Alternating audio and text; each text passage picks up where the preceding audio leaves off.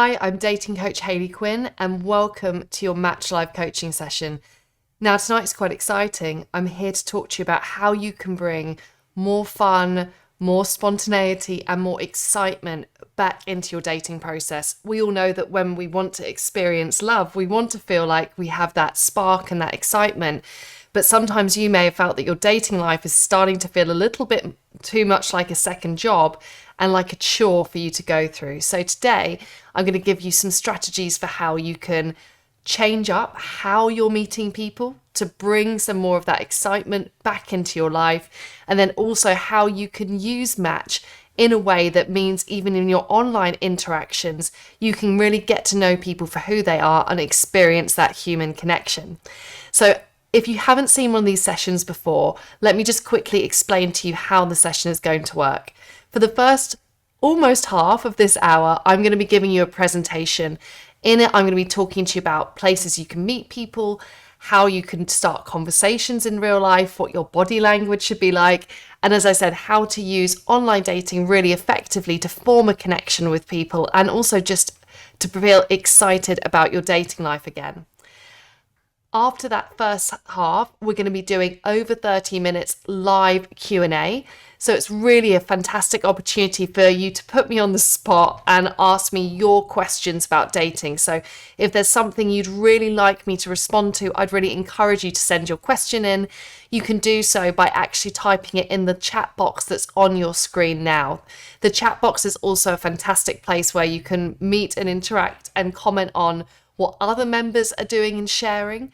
Finally, this chat box is also going to be used when I give you a quick survey to answer to. Now, the survey is pretty fun because we get to figure out what everybody else is thinking and feeling about their dating life. So you will see a survey question pop up, which you can vote yes or no to, and I will be giving you the results of that survey towards the end of the first half of this session.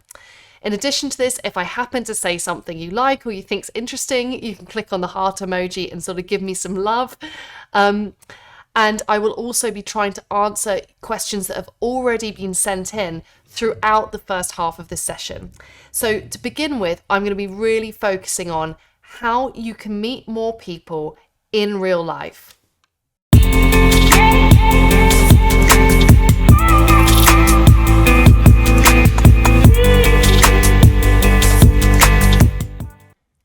Now, I know this chapter is all about how you can meet more people in real life. For some of you out there, you may think, great, that's really refreshing. That's just what I need.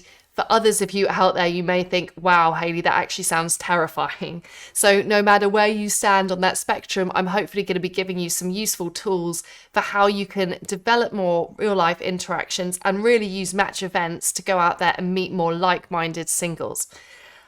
I would like to say, though, as a little caveat, really, it's not a choice of do I do the in real life thing or do the online dating thing? It's not an either or for your dating life. In fact, effective dating is really about staying very open-minded to where you might meet someone. So yes, you may meet someone through Match on the online platform, or you may actually meet somebody at an event in real life. By really investing and engaging with both methods of meeting people, you're going to stand the best chance of having success. So you actually don't have to choose where you meet people. Doing both is going to be really important. So before I give you some tips on how you can make the most of those in real life interactions, it's time for our survey. And I'm going to ask you tonight, do you know where and how to meet people in real life? Do you know where and how to meet people in real life? So perhaps some of you out there really like the idea of being able to meet people in real life, but have no idea how to actually go about and do it. Maybe some of you have found the special postcode or the amazing place where all the best dates hang out. If so, obviously you want to hit yes, you do know where those people are. So why can meeting people in real life be a really good change up for your dating life? Well, I think sometimes when we are using an app like Match, you might find yourself falling into bad habits. Maybe you're on Match whilst you're also kind of catching up on that streaming service and that TV show you really like. And perhaps you're struggling to feel that level of excitement. Perhaps you find it really hard to figure out whose profile you should be paying attention to and who you should be moving forward to a date with. You may find that actually you've got into a trap of sort of maybe liking some profiles and perhaps partially beginning conversations, but you're no longer feeling enthusiastic enough about dating generally to take those forward to a date. Now, obviously, I want you to feel as motivated for your dating life as possible. This is where changing up your routine and just trying something different can be good as a bit of a mental reset to help you approach dating with that fresh perspective that will enable you to feel excited again. And when you're in that mindset of feeling excited and optimistic, of course, this is a much better space for you to actually recognize the potential that people have. Right now, if you're feeling a bit demotivated and that dating is like a chore, it's actually going to be harder for you to recognize good opportunities, whether you meet them online or in real life. Now, real life dating has this benefit then of perhaps in a nice way feeling a bit more, oh, I'm on the edge of my seat, something really exciting could happen. But equally, it can feel difficult to know where and how it's appropriate to meet people in real life. And then also, even if you know you're somewhere like a match event where you can meet people in real life, how do you actually go about doing that? Sometimes breaking the ice and starting conversations actually feels really difficult. You may worry about the other person judging you or running out of things to say. So in this section, I'm going to hopefully give you a few tips to help you address that. So why are match events so good as a starting point if you want to meet people in real life? I actually, as a coach, believe you can meet people not quite everywhere, but in lots and lots of places. However, to go from not meeting anyone at all to suddenly, you're confidently chatting to someone you meet at a bar, that can be a big jump for you to make. So going to an event where you have context, where you know that everybody else is single and you don't have that worry about whether they've actually they're already married, or you're starting a conversation with someone who isn't there for the same reasons as you are. An event like a match event gives all that context, and it can actually just help you to feel less anxiety and more able to interact with people. Once you've developed some confidence, it then becomes easier to start interactions in other spaces and places. So to begin with, you want to start thinking about meeting people in real life through the idea of what's going to feel really easy and what's going to feel comfortable for me. So a singles event after work means you don't have to go home and re-motivate yourself to come back out again. You can just carry on straight after you've finished work. You can then maybe, if you only stay for 30 or 60 minutes, it will feel easier for you to make that time commitment. And because you know everybody's single, it will remove a bit of that pressure around whether they want the same things as you. Match events also have a dedicated brand ambassador who's there to greet you, so you will know one person at least in that room, and they will also have lots of fun activities which will help to act as icebreakers. So perhaps by starting to go to these match events in real life, it will then help you to build the confidence to go and meet people elsewhere. Now, when you're at a match event, or in fact anywhere, there's also a few tips I wanted to share with you to help you to socially engage and interact with that event positively. The first one is all about how you can break the ice. So a lot of the time we can have this idea in our mind that starting a conversation with someone is a really big ordeal, that we need to have some magical, amazing, witty, romantic comedy worthy, ready thing to say to someone, or they won't pay us any attention. And in fact, kind of the opposite is true. No one is I know it doesn't feel this way, but actually no one is judging you about how witty and amazing the first thing you say to them is. In fact, the other person is probably feeling a little bit nervous too, and really just wants to feel that they can understand you easily and they understand why you're trying to communicate with them.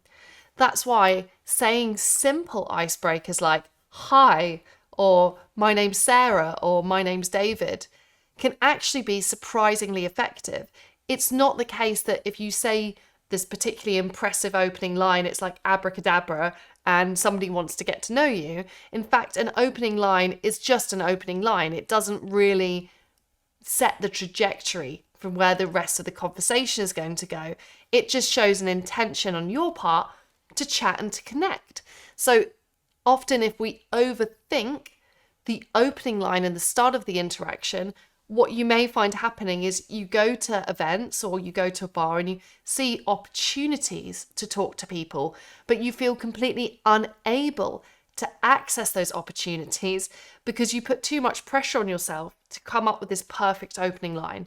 So really, we want to not let this perfectionism get in the way of you socially connecting, especially when you're just starting to want to meet people in real life and you want to inject some of that spontaneity back into your dating life. We want to keep things really, really simple.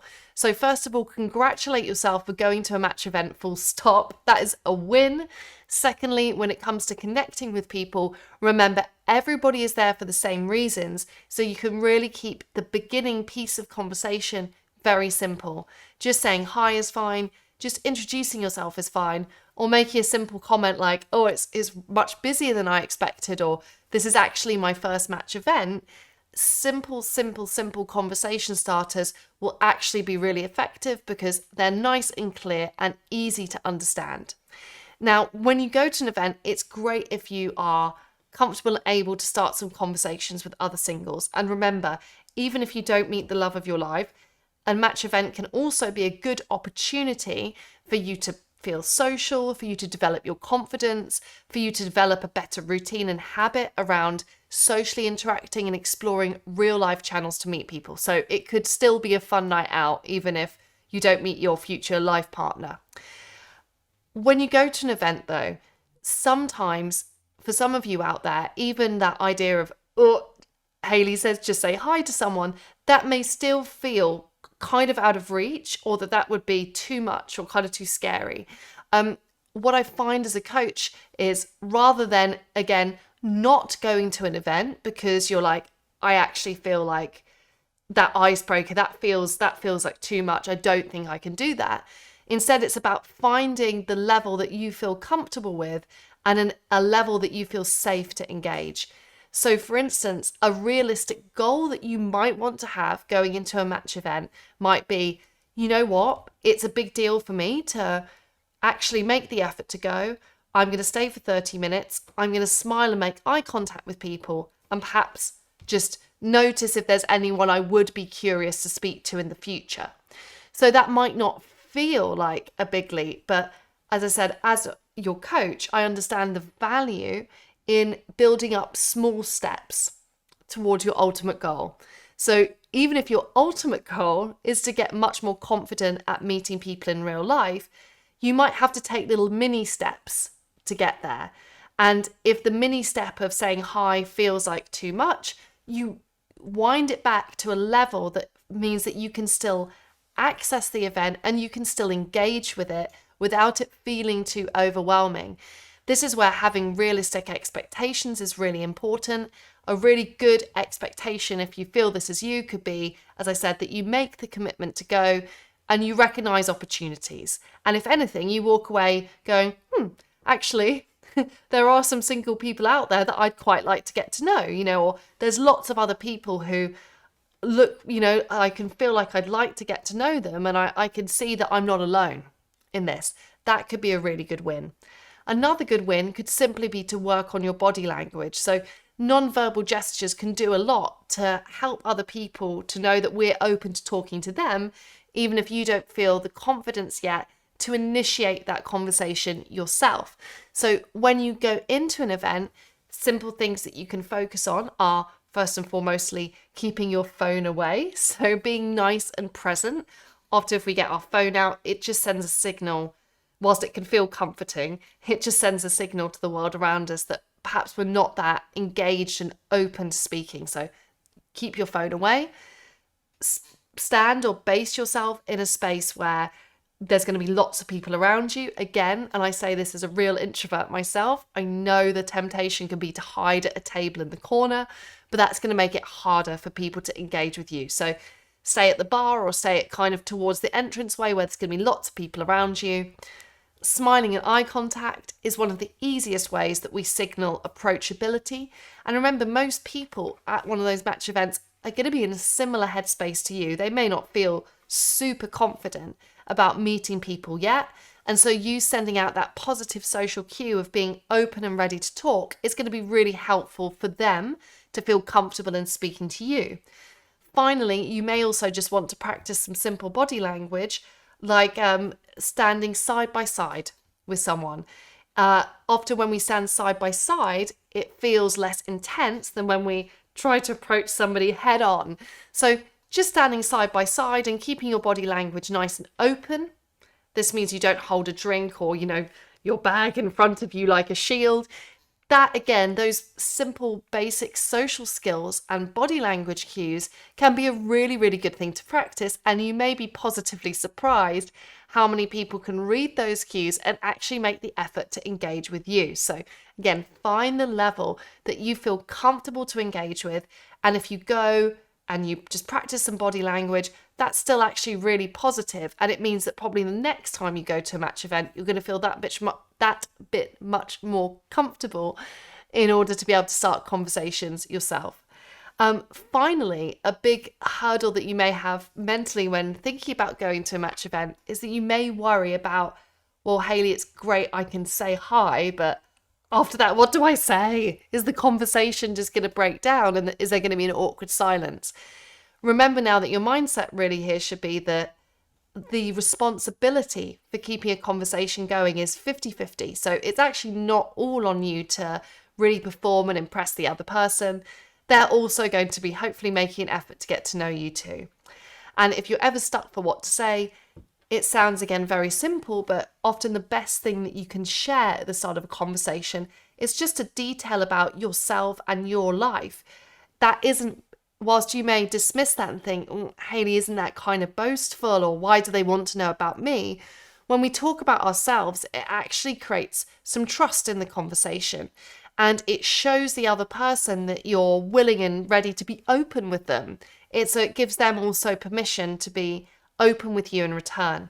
So again, simply sharing things like, oh, this is my first match event, or I almost didn't make it this evening because my work's been so busy, or it's so much busier than I expected it to be, or I'm grateful that you actually came and started chatting to me. I was like just getting into my social groove there. Anything that expresses how you're feeling or shares a detail about your life is going to be a really good way to start to emotionally connect with people. We also can't really run out of conversation when we're talking about ourselves. So remember, often the first start of a conversation isn't directing questions to the other person. It's usually sharing some information about ourselves to build some trust and help the other person to feel safe. If this all sounds good to you, then I am just going to quickly point out, in London and Edinburgh, there is a match event on tomorrow evening. It's going to be an after work drink. So a very easy thing for you to commit to that will hopefully slot beautifully into your schedule. And also on the 30th of September in London, there's a cultural tour. I believe it's going to be in Greenwich. So again, if you want more conversation starters and to do an activity that's going to help you to connect with more singles, just go, try it out, and you may be quite positively surprised. So before I move on to our recap, I'm just going to answer a couple of quick questions that people sent in advance. The first question that we have is from Yvonne, who asks, why has dating become such a chore? Well, Yvonne, I think you probably are the voice of the nation, and you're just verbalizing what lots and lots of people are feeling out there.